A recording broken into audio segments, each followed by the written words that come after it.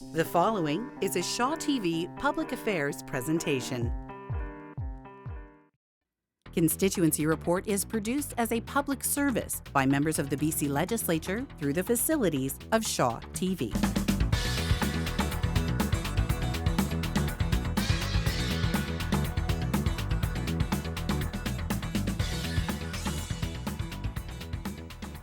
Welcome, and thank you for joining us for Constituency Report with Andrew Weaver, the MLA for Oak Bay Gordon Head. My name is Judy Feinstein, and I'm the Director of Operations for the Office of Andrew Weaver. In this program, we'll start with an update on MLA Andrew Weaver's work in the Legislature and in the constituency of Oak Bay Gordon Head. In the second part of the program, we'll introduce a special guest, Maxwell Nicholson, who's a Director of Campaigns and Community Relations for the University of Victoria Student Society. So we'll get underway, Andrew. In March of 2016, you introduced Bill M205, the Post-Secondary Sexual Violence Policies Act. The bill, based on similar legislation in Ontario, was designed to address the pervasive occurrence of sexual violence plaguing universities, colleges, and other post-secondary institutions. The bill was taken up by government and passed. And firstly, can you please explain the significance of this bill and what research and outreach were done in preparation? Well, thanks, Judy, and thanks for hosting yet another constituency report. I always enjoy doing them with you. So the Post-Secondary Sexualized Violence and Policies Act was brought forward based in response to quite a number of constituents and others who have expressed concern about some of the incidents of sexualized violence that were occurring on campuses across our province. We've all heard of the stories at UBC. We heard of the stories at Thompson Rivers and UVic and elsewhere about cases that make the media, but there's many others that don't. So one of the things that we did was we wanted to ensure that universities had policies in place that would allow the survivors of sexualized violence to feel that they had a place to go where they would be heard and not judged. So the legislation made a requirement for all post-secondary institutions to put in place such policies. I'm very pleased to say that many of them have either done that or are in the process of doing that, and I can provide some update shortly on that. But it was very clear, and I'll give you a couple of examples. An example from a young woman at Thompson Rivers, a bold young woman who explained her story to us when she had not once but twice experienced some sexualized violence.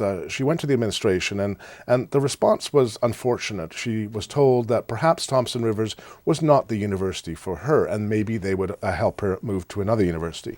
In a couple of cases with student residences, their sexualized violence occurred. The student is still living in the same residence as the survivor, despite the fact that the survivor felt very uncomfortable and very threatened in this environment. And the university felt almost hamstrung, almost paralyzed by what to do. Very high profile cases at UBC as well as SFU. It's not one university, not one college. It's prevalent throughout our society, and the policies now have enforced universities to take this very seriously. I'm really proud of what University of Victoria has done. The university in my riding is that they have really taken this to another level in terms of engagement with student societies as well as faculty and staff too, and other universities are following suit. So before we brought it in, of course, we did consult with students' societies, we consulted with faculty associations, and we consulted with survivors as well. And the result was a private member's bill that ended up being passed, and I'm very pleased about that. Mm-hmm. And in September of this year, an update was received from the Ministry of Advanced Education regarding the implementation of this bill. Can you give us an update? That's correct. We wanted to ensure that, or to find where universities and colleges were in the development of their policies. And we had further questions as to what would happen with private universities, private colleges. And we were very pleased to find out that the legislation will be extended through regulation to other private institutions as well. And in fact, we were also very pleased to find out that most universities and colleges either had or were in the process of developing such policies as we met in September. So it has been a success. I just hope that the environment that's created, one of awareness, one of education, and one of non-tolerance towards sexualized violence, carries forward as we move on. Mm-hmm. Okay, our next question. During the emergency summer session of the legislature, government passed a bill to tax foreign buyers an additional 15% when they purchase property in the city of Vancouver. Will this be effective, and do you believe the tax should be imposed in other areas of the province?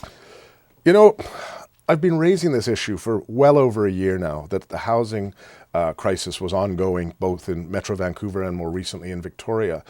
Government refused to listen. They did nothing. They basically responded with questions like it's supply and demand and blah, blah, blah.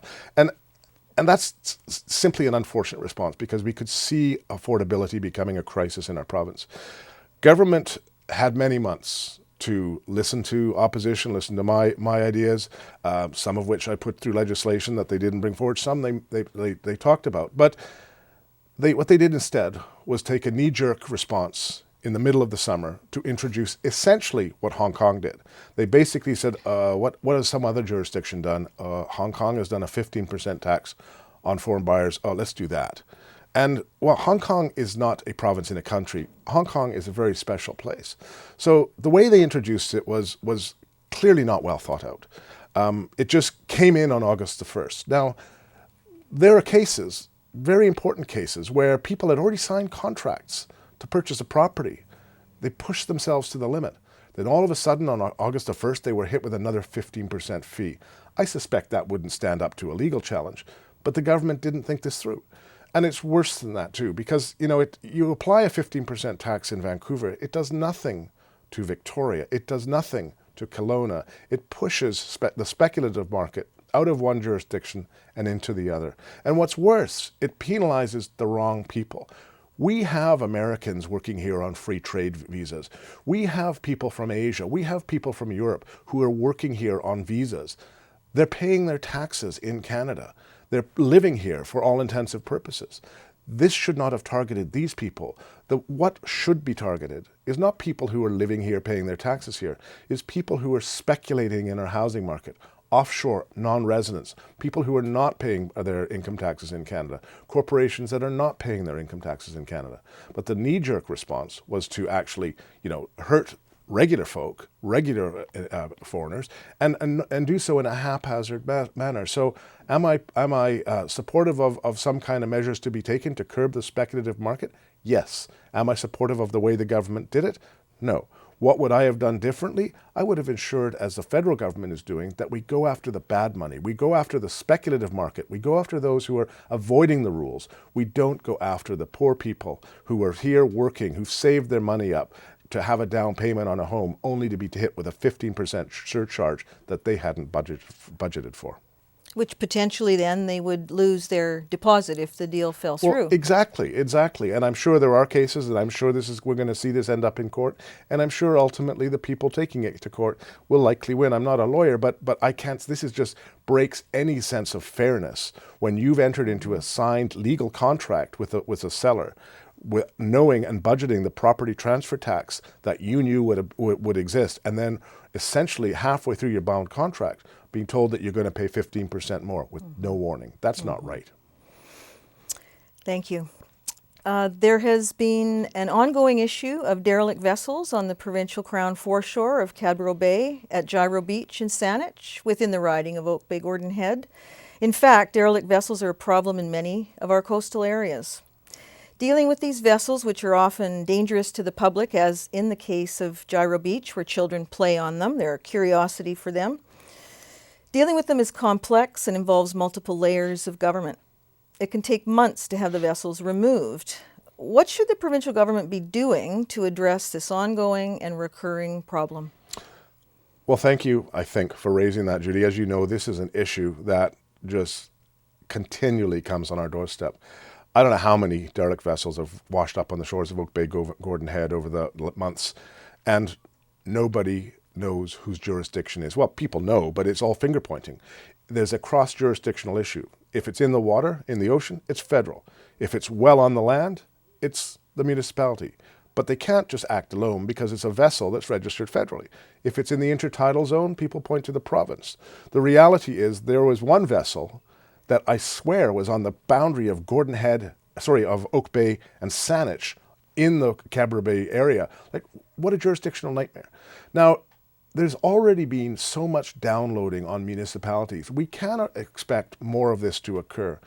I can tell you what we would do, and I think this is the right thing to do. The provincial government, which is the go-to jurisdiction for this, needs a one-stop shopping phone number, that when you see a derelict vessel, rather than going through the receiver of recs and going through the federal bureaucracy, there is a one-stop reporting place, a number, a person, a website that you report the vessel. And then the province takes over and ensures that that vessel is dealt with on behalf of the public.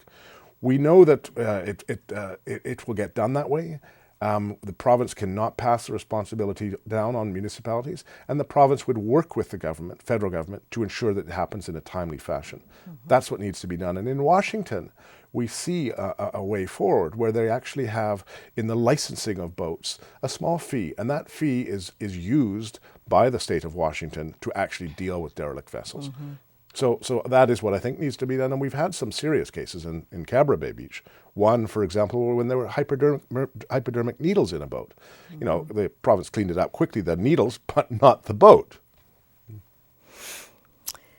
Okay, thank you. And our next question is regarding the exploring of the concept of basic income, something that our office has been working on. And some excellent research has been done recently by Sarah Miller, who works in our constituency office, which can be found on the MLA website. You've asked for public input into a basic income policy as a way to tackle poverty. Can you explain the concept of basic income to us and tell us about how the work on this will proceed? Well, thank you, Judy. Basic income is a concept that is designed. There's a number of forms in which it can be implemented, universally or not. But the idea here is that every person, whether they be a senior or of age at 18, gets a guaranteed basic income. Maybe, well, let's say it's $20,000 a year, just as a number. The idea then is that by providing a basic income, you actually know, number one, that money will be injected into the economy. It's not going to be hoarded away because people in low income typically spend the money they get. And it deals with, at the same time, for the replacement of quite a number of services. For example, you might imagine the concept of student debt suddenly going the way of yesteryear as students actually have a basic income. You might imagine that the poverty for seniors starts to become less and less of an issue. The idea here is that when you are paying income taxes, in some sense what you're doing is you're buying an insurance policy, and that insurance policy is there for you when you need it. The concept of basic income has been used in other jurisdictions. It's been tested in Canada and Manitoba. There's a widespread test going on in Finland. Ontario's going down this area. And we've also committed, as you know, in my capacity as leader of the BC Green Party, is that we will actually explore some test cases of this as well in the province of British Columbia. The response to the post on the website has been phenomenal. Hundreds and hundreds of people have responded with input. And we're going to be doing two more parts to our series. So the first part was exploring the concept of basic income. I encourage you to go to the website. You'll see some discussion there. The second will talk about what welfare systems exist today and how the concept of basic income could save money in other areas. And the third will outline a path and a way forward. Okay, thank you. And the last question for this segment is regarding the fuel spill on the central coast of BC near Bella Bella. What does the difficulty of responding to this tragic accident say to you about the safety of tanker traffic around Victoria? Well, it's pretty clear to me that our so-called emerging world-class spill response is barely even got off the ground. It's quite shocking, actually, that we have a tug go aground, pulling a diesel barge. The tug releases something like 200,000 liters of diesel into the environment. It takes days for a proper response. One of the skiffs going out there, local people who are trying to do their best, also sinks.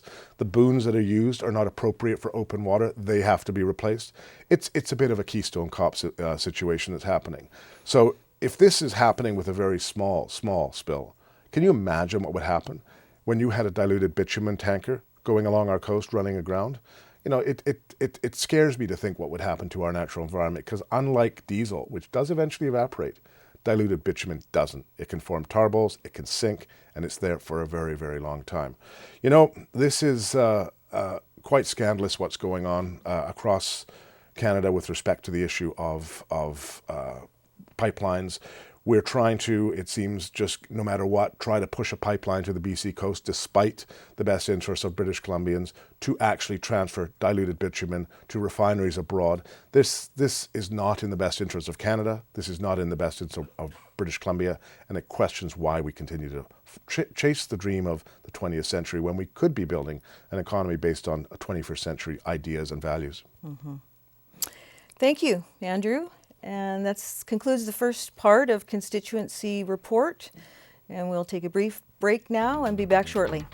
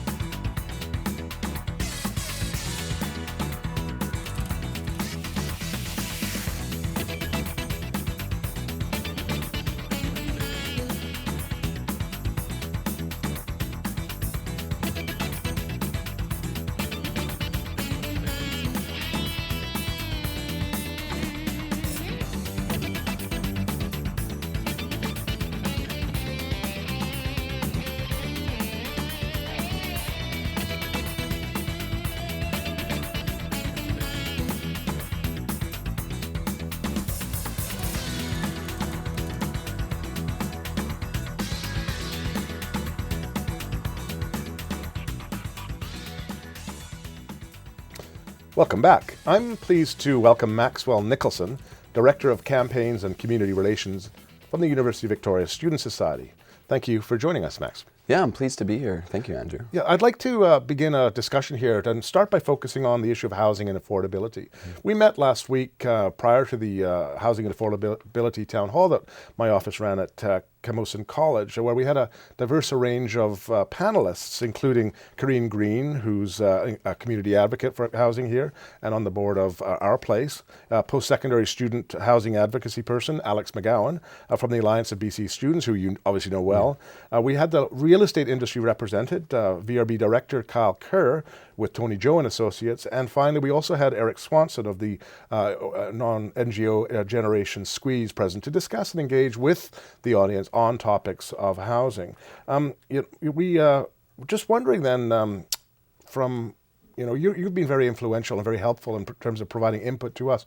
Wondering what your takeaways from that town hall were after participating both as a member of the audience and engaging in some good conversation and ideas as well.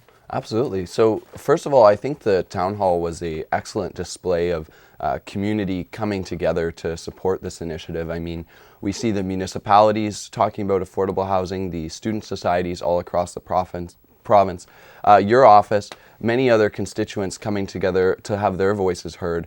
And what that really emphasized for me and for the Student Society is that it's time for action. There's been talk of solutions, and the town hall was an amazing sort of coming together of ideas. And I think what was really the result of that is we brought forward these solutions, and now let's go do it. And we've seen lots of action from your office, from the municipalities at the UBCM, the Union of BC Municipalities AGM, and I think it's time that we take the solutions that Kyle presented from his real estate perspective, Alex bringing forward some great suggestions for student housing that I'm sure we'll talk about soon. Yeah. And it's time to enact those initiatives. There's one that struck me, a woman in the audience, a senior, an elderly woman, asked about initiatives where university students can partner up with seniors to have some kind of shared accommodation. That really struck me, the idea being that there are seniors who want to stay in their home, but sometimes they need a little help. Sometimes they might need some company night, sometimes they might need some help with groceries, just that little bit of help. And having a partnership program with university students or college students and seniors. I wonder what you thought of that, because to me, that was a new idea. That was an idea that I hadn't thought about going into this event. Exactly. That was an idea that kept me up that night thinking about different options. I actually called one of the directors at large from the student societies, and we were sort of chatting into the wee evenings about what a program like that would look like. We had obviously seen examples of that on social media from Scandinavian countries in Europe, and seeing a successful model like that implemented. But I think a program like that is definitely something that we need to look more into, whether that's from a student society perspective or the entrepreneurs and innovators in our community, looking into some sort of way to partner students with people who need help around the home. They need help with the home care. Yeah. Exactly, or just need a companion. And I think bringing together the community, one, on the issue of affordable housing, like the town hall did, also brings all these other opportunities of talking with the old and the younger demographics about housing issues. It brings forward other solutions, like bringing forward and bringing together those groups for issues like home care. And that's one of the things that I really took away from that town hall is when you bring together different people from different walks of life, new solutions do come up that you haven't thought about, whether that's to address affordable housing, whether that's to address these other issues, or all of them together. Well, on that note, there was one fellow who, in my view, he was the highlight. He stood and spoke passionately about the fact that he was subject to a renoviction. That is, where he was staying, it was essentially he was evicted because they were renovating the place, and he had difficult time trying to find a home. I met with him subsequently to learn more about his story. It was when I learned that literally most of his income, almost all of it, is gone to housing, to rent, because you can't rent a place for $600 in Victoria. I was shocked. He lives for food from the food bank. But one of the things that also raised is rental capacity too. When rental prices go up, when there's lack of capacity. Now, I think you, Alex, but I know UVSS has also been working on this. Maybe you could tell me a little bit more about the ideas and barriers to building more on-campus housing, and what that could help, how that could help the entire communities where there are post-secondary institutions. Yeah, absolutely. And first of all, from that, I want to touch on that he brought forward that issue of the rent eviction. And I think it's really easy to say, oh, there's just one landlord that's not following the policy, not following the RTA, the Residential Tenancy Act. But really, as you mentioned, it's a reflection of the market. It's not just your occasional landlord that this is happening, but overall the market is providing these incentives to continue to jack up the price, because with vacancy rates as low as 0.6%, there's the demand, there's the bidding wars, and when you have up to 20 students trying to get your place, you can charge a higher price, and that drives landlords to do these actions and evict tenants to get that higher price. But speaking specifically to what you mentioned about the work that we've been doing in conjunction with the SFU, the Simon Fraser Student Society, the Alma Mater Society of UBC, and the Alliance of BC Students, is bringing forward a student solution to this provincial issue of housing affordability. And currently, universities are restricted from building new student housing, and students are often competing with lower income families out in the market. In the normal day-to-day, you have families who are having to compete with students for housing, and building new student housing doesn't just impact students, but it takes students out of that competitive market and increases the housing supply for everyone. So that's definitely one of the issues that we've been really hitting hard, as far as the coordination with the municipalities, with politicians, and bringing forward recommendations of saying it's time to remove these barriers. They're outdated, they need to change, and they provide a viable solution, a no-tax solution, no cost to the taxpayer, because it's funded by the university, to this pressing issue of housing affordability. It would make sense to me, as you have students competing in the open market for rental space that doesn't exist. Mm-hmm. If you create more capacity on the campuses, there's more space, market pressures will go down, and away we go, to starting to address the availability. But one of the things that I've wondered, though, is to what extent, universities can invest in themselves. I wonder to what extent colleges and universities across province that have large endowments can view this as an investment in themselves, because there is a captive audience, that is the students, they will actually be renters. You know that you're going to have there's going to be a return on investment. You can calculate that very accurately, assuming that you have enough space for students. So, you know, there's got to be ways that we can move this forward. We've got to be able to make this a priority. And I'm really reassured that, you know, UVic and the SFU, UBC, and the Alliance of BC Students are all pushing in the same direction, because I think you're onto something here. This is a real opportunity. Yeah. Finally, you've done a lot with the UVSS, and actually you recently put together a presentation to the Select Standing Committee on Finance and Government Services, much more than just the housing issue. I was wondering if you could tell me about some of the other recommendations you made.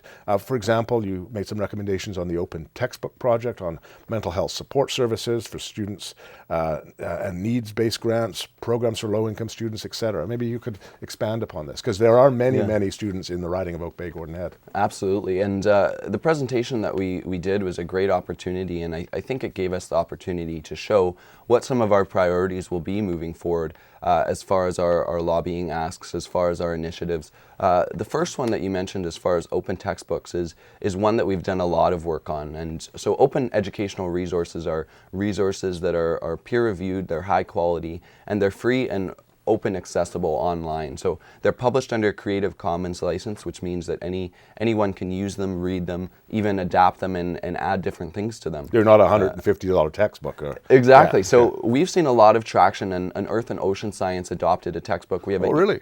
Economics. That's the faculty that department I taught in. So that one is saving students. I think they went from a $100 textbook to a completely free textbook. Wow, and the main objection to that initiative is, okay, well, are we just moving to lower quality with lower price? But in this case, they're peer reviewed, they're high quality, just as high quality. In fact, oftentimes professors will prefer the open resource because they can be perfectly customized to the course. The professor I'm working with for Economics 103, we're ensuring that the slides and everything that she teaches in the lecture hall, that's going to be translated in the textbook. So it's not a disconnect between what you're learning in the textbook and what you're learning in the course, but it follows along nicely and supplements it. What about the mental health support services? What was your recommendations in that area? So yeah, for mental health, I mean, it's a huge pressing issue on campuses across the province.